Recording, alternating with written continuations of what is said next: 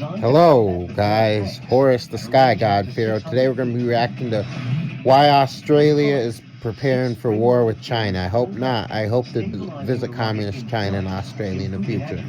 Could China really invade Australia? It sounds impossible until you take a closer look. Australia's ties with China have been on the rocks for years. From trade wars to military expansion in the South China Sea, tensions have skyrocketed. And now, with China's growing aggression in the Indo-Pacific and fears over Taiwan, Australians are asking, could we really be next? It's not just paranoia. Experts are warning that Australia could find itself dragged into a war between the US and China, or worse, face direct threats from Beijing itself. China has the manpower, firepower, and motivation to rewrite the balance of power in the region. So is an invasion of Australia on the table? Could the land down under actually hold its ground against the massive Chinese military machine? To understand the risks, we need to look at how it all started. China's rapid military buildup and its fortification of islands in the South China Sea triggered fears across the region, especially in Australia. But things came to a boiling point in 2020 when a heated exchange over COVID-19 erupted into a trade war. China targeted Australian agriculture and steel industries, trying to strong-arm the country into submission. But Australia didn't cave. Instead, it began strengthening its defences, knowing that its alliance with the United States would inevitably drag it into any conflict with China. And Taiwan is the biggest flashpoint. Ross Babbage, a defence expert, warns there's a 50% chance Australia could be pulled into a China-US war over Taiwan in the next 5 years. Xi Jinping is desperate to take the island. He sees it as central to his legacy. While he claims to prefer peaceful reunification, his military build-up around Taiwan suggests otherwise. If China invades Taiwan, it's inconceivable that Australia wouldn't join the fight. But that decision comes with risks. China wouldn't just target Australian military bases. It could go after civilian infrastructure, launch cyber attacks, and even activate sleeper cells to cause chaos across the country. But what about an all-out invasion? Some Australian politicians have raised the concern, and while it may sound extreme, the idea isn't entirely off the table. Without US support, Australia would face enormous challenges defending itself against a major power like China. Let's look at what the experts have to say, and what history tells us about Australia's ability to withstand an attack. Kim Beazley, a former leader of Australia's Labour Party and the current chair of the Australian War Memorial, warned that the country was too dependent on the United States for its national security. He also warned that China would face pressure by 2027 to invade Taiwan due to a level of desperation setting in. Both Babbage and Beazley lamented that the Australian military had been allowed to atrophy after the end of the Cold War, and that successive governments in both major parties had not given it the resources it needed to maintain its readiness. An invasion of Australia would nevertheless be a formidable challenge. The Japanese conducted air raids on northern Australia at the height of their power in World War II. Still, they never attempted to actually invade the country. There was little for them to gain in doing so. The island continent was too large, and the capital of Canberra is in the southeast, thousands of miles from any potential invasion site. Those things remain true today.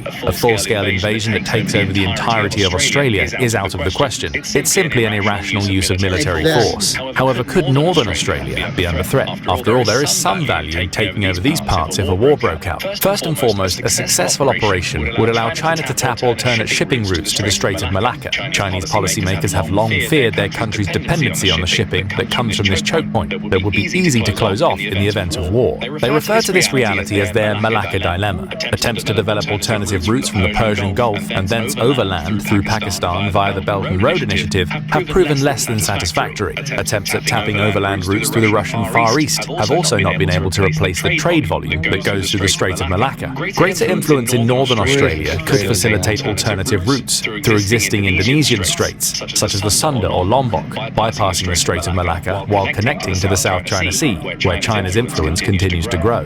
Western Australia also has a lot of mines that are full of resources China needs. These resources include iron ore, rare earth elements, hydrocarbons, and even diamonds. Since China imports a lot of its resources, these mines would be an inviting prize if China managed to conquer them. So let's imagine that China, fearing a blockade of the Strait of Malacca in response response to its provocations around Taiwan, decides to enact a military operation against northern Australia to secure alternative shipping lanes as part of the long and exhausting war that Babbage believes it's willing to fight. On paper, things don't look good for Australia. China's military dwarfs Australia's. Australia's armed forces include approximately 58,000 active duty personnel distributed across the Army, Navy and Air Force. China, on the other hand, has approximately 2 million active personnel distributed across its Army, Navy and Air Force. Additionally, China maintains a large reserve force of about 510,000 troops. Australia is also at a severe disadvantage. We hit the enemy!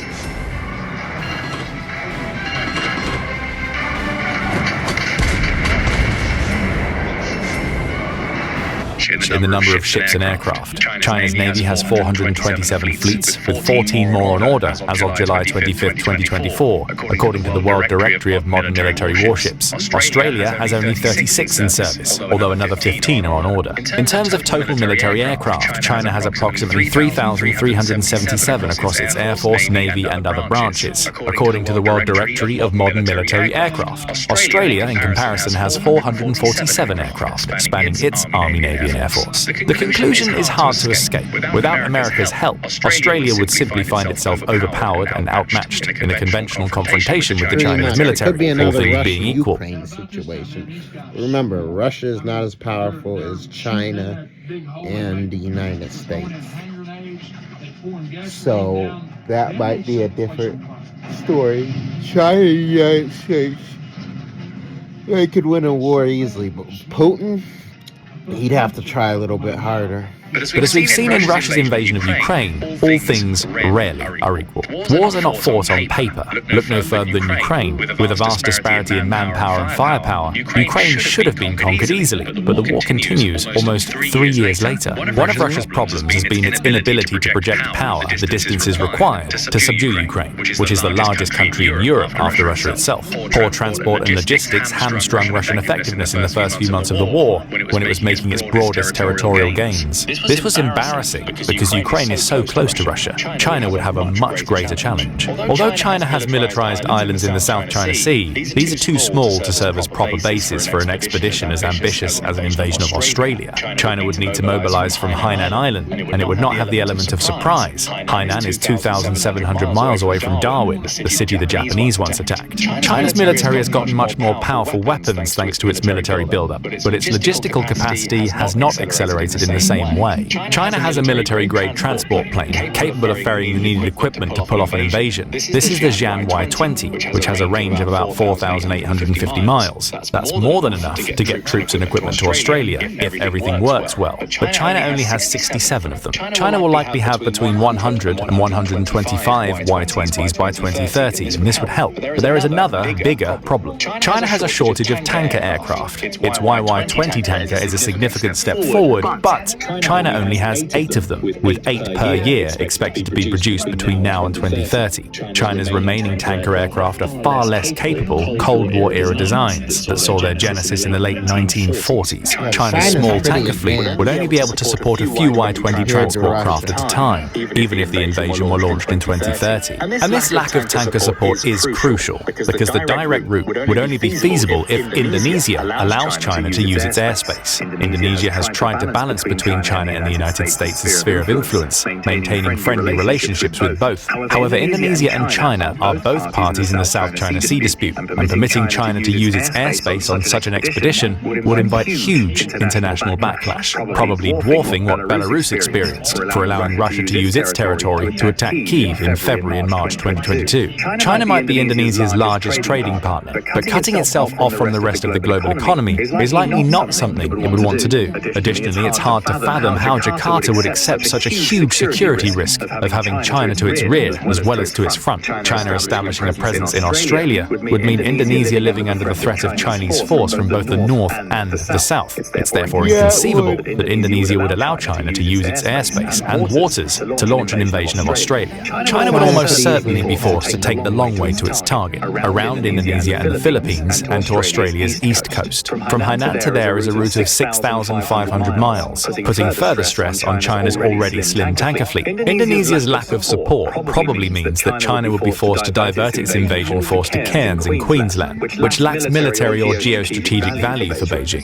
Unlike Darwin, which is a region that hosts a lot of vital infrastructure, including the American intelligence facility at Pine Gap, or Broome, whose geographic position would help China develop alternate trade routes that go around the Strait of Malacca, Cairns doesn't offer much beyond a place to land. From Cairns, China would need to traverse vast wildernesses through a predictable road network that would easily allow Australian defenders to figure out their enemy's destination. There are minimal natural features that would allow the movement of a hostile force to be concealed either. Australian defenders would set up fortified outposts and constantly harass the Chinese invaders with air raids and missile attacks. The Chinese Navy would be of less help in this situation than one would think. It might significantly outnumber Australia's Navy, but most of its ships consist of lighter vessels like frigates and corvettes that are not designed to operate so far from their home bases. The PLAN would also lose most of the support it enjoys within the waters of the First Island chain, where it has the advantage of missile cover from its homeland. China has missiles that can reach Australia, but not as many. There are also more choke points that the numerically inferior Australian Navy would be able to use to maximize its effectiveness against its Chinese adversary. These include the Lombok and Torres Straits and the Sea of Timor.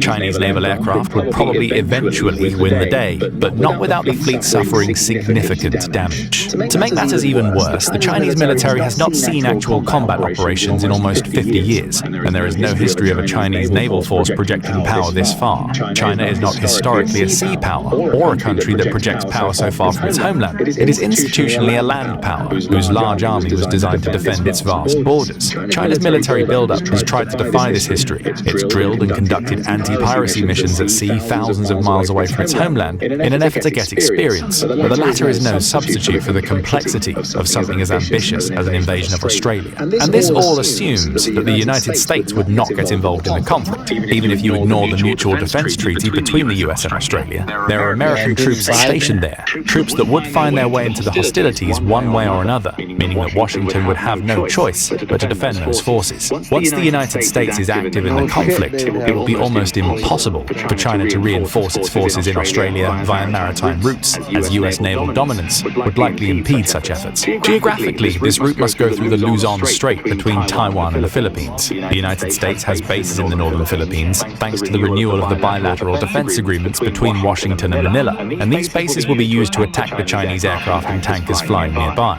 Even if an invasion were to succeed by a miracle, China would lose a lot of money and valuable military resources in the process for gains that would be unlikely to offset the cost in lost military resources and the unprecedented worldwide sanctions that would accrue. In sum, there is no conceivable way that China could make sense out of invading Australia. There are much more important things it would want to use those resources on first. Still, China does not need to invade Australia to pose a severe national security challenge to it, as it consolidates power within the limits of its 9-dash line map. Its missiles and aircraft become more of a threat to Australia's northern coast. The Albanese government has attempted to revamp the military in the light of this reality, particularly to try and give it an ability to counter Chinese threats at long range so that they don't get close to Australia. These investments include a $1.3 billion purchase of the latest Tomahawk cruise missiles that have a range of about 930 miles. These missiles will be placed on the Australian Navy's Hobart-class destroyers. Canberra has spent an additional $431 million on 60 advanced anti-radiation guided missile extended range missiles to be equipped on the Australian Air Force's Growler and Super Hornet aircraft, and eventually the F-35 as well. These missiles are specialised air-to-ground munitions designed to target radar systems.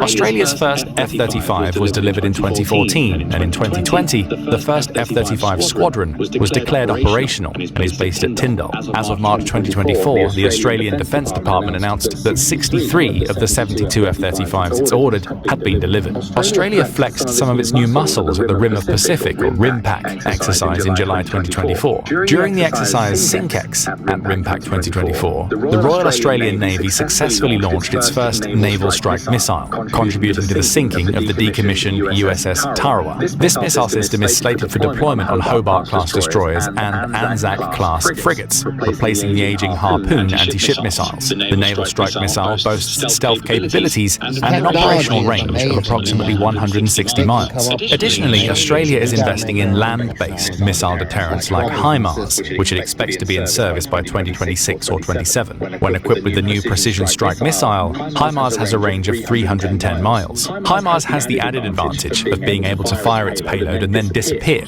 before a retaliatory response can reach it, unlike a ship carrying the Tomahawk and naval strike missiles the Australian government is investing in. The Royal Australian Navy and Air Force are getting the priority in these new investments, because any conflict involving China would be fought primarily on the sea and in the skies rather than on the land. For all of this, though, Babbage says it's not enough. He claims that the Albanese government's budget simply did not reflect the urgency of the situation. Babbage is not alone in his criticism. Even with the show of force at RIMPAC, many critics in Australia said it was not enough. The HMAS Sydney, a P-8A Poseidon aircraft from the Royal Australian Air Force, and 320 troops were sent to Hawaii to participate, a total that accounted for less than 2% of the 25,000 participants from around the world. China's Navy and Air Force continue to get more powerful. It has yet another aircraft carrier on the way, and its newer, quieter submarines in the 2030s will make the situation more difficult for Australia. China continues to build more J-20 aircraft and might have 1,000 of them by the 2030s. The more power in the South China Sea that China accumulates, the more Australia will need to spend on defending its northern coastline. But Taiwan remains the most realistic danger zone, and the Australian public seems to be growing more aware of the need to defend Taiwan. Although a majority of those polled in June 2023 still opposed sending troops to Taiwan in a hypothetical conflict, 64% of them said they would support sending arms and supplies. 61% said they would support the use of the Australian Navy to prevent China from blockading the island, a scenario China has practiced doing numerous times over the past few years. If Taiwan falls under Chinese control, it's likely that the South China Sea countries wary of China and friendly to the United States and Australia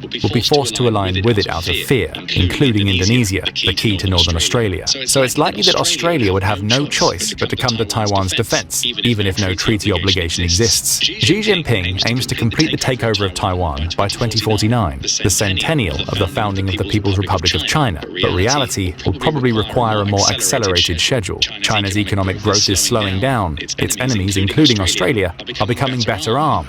Most of all, by the middle of the century, China's demographic problems will force it to turn inward. More money will need to be spent on care for its increasingly elderly population, and less on its military. With these realities, the Chinese leadership might feel the need to act sooner rather than later. Do you think Australia is prepared for a war with China in the near future? If not, what further moves does it need to make to be adequately ready for what will likely prove to be the most dangerous time in Indo-Pacific politics? Don't forget to let us know in the comments. Also, make sure to hit the like button and subscribe for more military analysis from military experts. Now go and check out India has had enough of China. Get out of Bhutan, or click this other video instead. Yep, that's it for this video. Don't forget to like, share, and subscribe.